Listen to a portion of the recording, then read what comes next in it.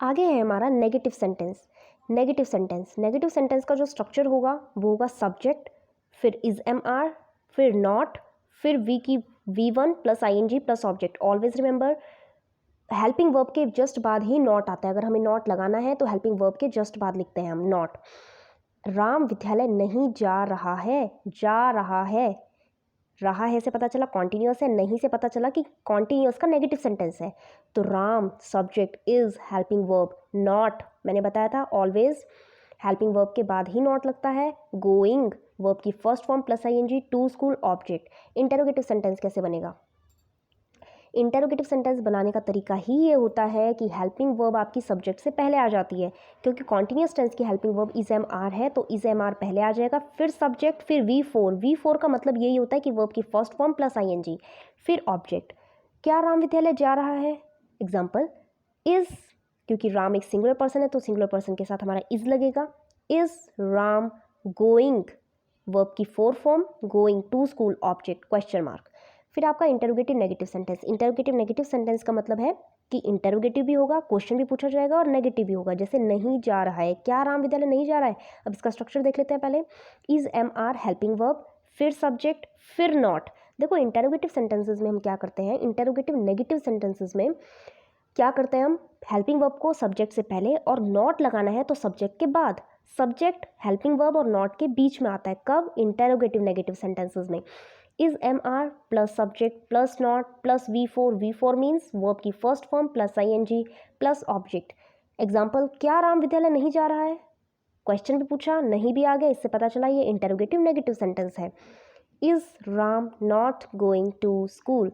According to structure I am making the sentences WH sentences. WH sentences मतलब जो WH family से start हो रहे हो, जैसे what, why, where, when, how. WH, फिर helping verb is am are, फिर सब्जेक्ट, फिर V4, फिर ऑब्जेक्ट। राम विद्यालय क्यों जा रहा है? Why is Ram going to school?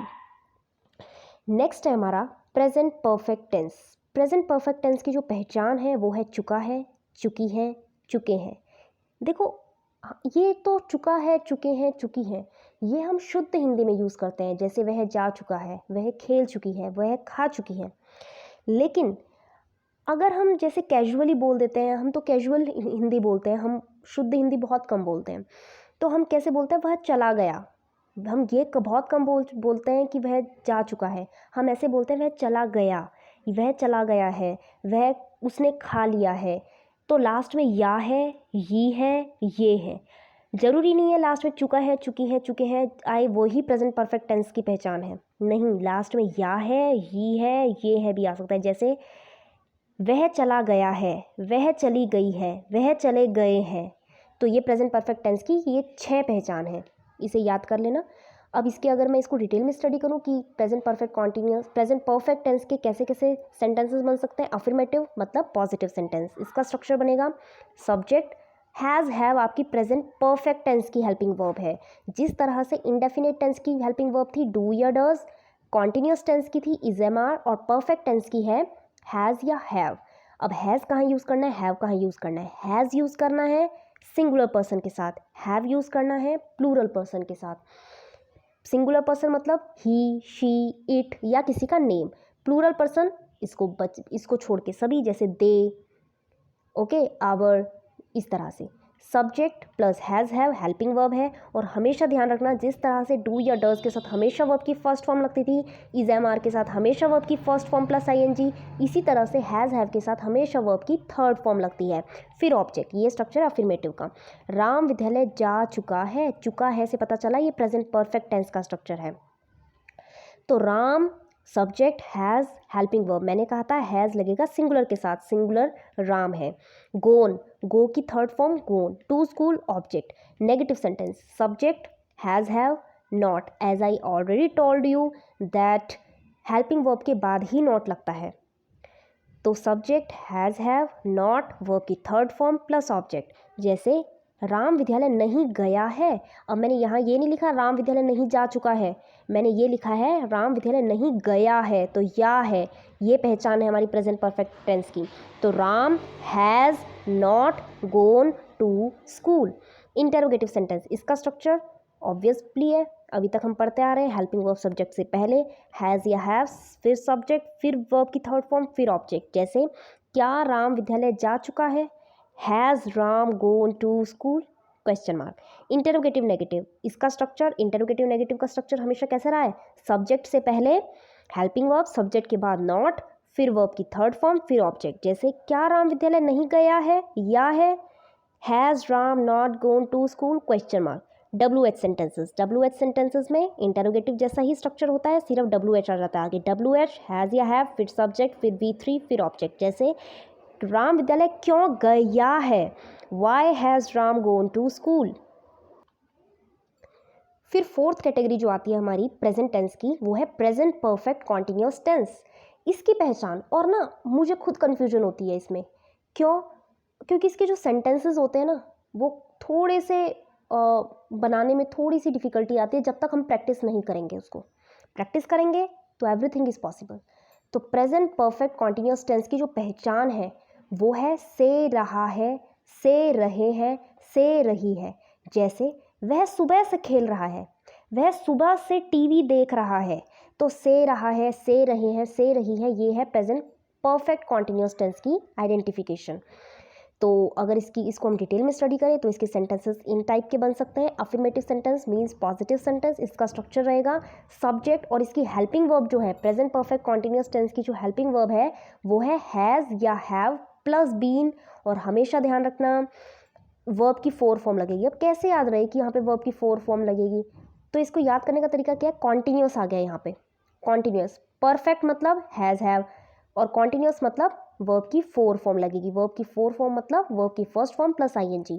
तो सब्जेक्ट प्लस हैज़ या have plus been plus verb की 4 form plus object plus present perfect continuous tense में जहाँ पे हैज़ या हैव बीन आपकी हेल्पिंग वर्ब होती है, वहाँ पे ज़रूर आपका लास्ट में सिंस या फॉर लगेगा, और सिंस या फॉर के बाद टाइम मेंशन होगा कि वह सुबह से, वह 2 घंटे से, वह 2 मिनट से, इस तरह से कोई ना कोई टाइम ज़रूर मेंशन होगा। फिर आप सिंस या फॉर लगा के उस टाइम को शो कर सकते हो। जैसे राम सुबह से काम कर रहा है, सुबह से रहा है, से रहा है और टाइम दिया है, इसका मतलब पता चल गया ये प्रेजेंट परफेक्ट कॉन्टिन्यूस टेंस का सेंटेंस है।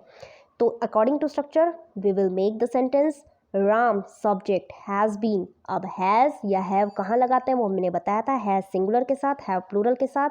तो हैज़ बीन डूइंग वर्ब की 4 form, work, object, since morning. अब सिंस या फॉर मैंने बोला था आप लगाओगे, लेकिन कब सिंस लगाएं कब फॉर लगाएं। सिंस लगता है पर्टिकुलर पॉइंट ऑफ टाइम के साथ, और फॉर लगता है पीरियड ऑफ टाइम के साथ। जैसे मॉर्निंग, मॉर्निंग हमारा पर्टिकुलर टाइम है, सुबह, ठीक है। अगर मैं लिखती यहाँ पे कि 2 घंटों से, अब 2 घंटे पीरियड ऑफ टाइम है, 2 घंटे पीरियड ऑफ टाइम है, मतलब मुझे नहीं पता वो 2 घंटे सुबह के हैं, शाम के हैं, दिन के हैं, कब के हैं। 2 घंटे कभी के हो सकते हैं। वह 2 दिन से, मुझे नहीं पता वो किस साल के 2 दिन हैं। 2 दिन पीरियड ऑफ टाइम है। सिंस एक पर्टिकुलर पॉइंट ऑफ टाइम को शो करेगा। जैसे वो 1980 से यहाँ रह रहा है, 1980 आपका पर्टिकुलर टाइम है, पर्टिकुलर ईयर है आपका, तो पर्टिकुलर टाइम आपका सिंस बताता है। तो अकॉर्डिंग टू स्ट्रक्चर जो हमारा सेंटेंस बनेगा वो बनेगा Ram has been doing work since morning. Morning is a particular point of time, therefore we have written here since. अगला है नेगेटिव सेंटेंस। इसका structure as I told, subject, helping verb, फिर not, और अब हैज़ बीन या have been. Has been 2 word से मिलके हमारा एक हेल्पिंग वर्ब बना है, तो कहीं 2 वर्ड से मिलके बना है तो मैं इसको कंपाउंड हेल्पिंग वर्ब बोल सकती हूँ, क्योंकि ये सिंपल हेल्पिंग वर्ब नहीं, ये कंपाउंड हेल्पिंग वर्ब है, 2 वर्ड से बना है। तो जब भी कंपाउंड हेल्पिंग वर्ब हो तो उसके बीच में नोट को ले आओ, ये नहीं कि हैज़ बीन के बाद नोट लगाओ, नहीं, क्योंकि ये 2 वर्ड से, क्योंकि अभी तक हमने जितनी भी हेल्पिंग वर्ब की हैं उसमें एक ही वर्ड से बना है हेल्पिंग वर्ब, जैसे डू या does, is, am, are, has, have. लेकिन यहाँ पे हेल्पिंग वर्ब 2 वर्ड से बना है, तो कभी भी आपकी हेल्पिंग वर्ब 2 वर्ड से बनी हो तो नॉट को उन दोनों के बीच में घुसा दो। जैसे हैज़ नॉट बीन, तो सब्जेक्ट हैज़ नॉट बीन, फिर वर्ब की 4, फिर ऑब्जेक्ट सिंस या 4 time as I told, Ram सुबह से पढ़ाई नहीं कर रहा है। Ram has not been studying since morning. Interrogative sentence as I told, has या हैव। अब देखो हैज़ बीन कोई नहीं आगे ले आना। अब आप कहोगे कि हैज़ बीन या हैव बीन आपकी हेल्पिंग वर्ब है तो हैज़ बीन हैव बीन को सब्जेक्ट से पहले ले आओ, नहीं। अभी मैंने बताया कि हैज़ बीन या हैव बीन आपके दो वर्ड से बना है, ये helping verb compound helping verb है। तो यहाँ पे भी जिस तरह से आप नोट को हैज़ और हैव के बीच, हैज़ और बीन के बीच में आपने लगाया था, उसी तरीके से हैज़ और बीन के बीच में यहाँ पे आप सब्जेक्ट को लगाओगे। हैज़ या हैव, फिर सब्जेक्ट, फिर बीन, फिर V4, फिर ऑब्जेक्ट, फिर सिंस या फोर, फिर टाइम। जैसे क्या राम सुबह से पढ़ाई कर रहा है? Has Ram been studying since morning question mark. Interrogative negative, अब यहाँ पे नेगेटिव नॉट आ गया तो हैज़ या हैव, फिर सब्जेक्ट, फिर नॉट, फिर बीन, फिर V4, फिर ऑब्जेक्ट, फिर सिंस या फोर, फिर टाइम कोई। जैसे क्या राम सुबह से काम नहीं कर रहा है? Has Ram not been doing work since morning question mark. WH sentences interrogative की तरह ही स्ट्रक्चर होता है, सिर्फ WH आगे आ जाता है। लाइक WH, फिर हैज़ या हैव, फिर सब्जेक्ट, फिर बीन, फिर V4, फिर ऑब्जेक्ट, फिर सिंस या फोर प्लस टाइम। राम 2 घंटों से काम क्यों कर रहा है?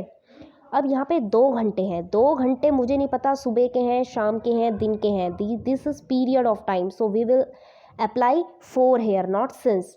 तो why has Ram been doing work for 2 hours? Okay, so here we have ended present tense. Further, in further videos we will continue past tense and future tense. Thanks.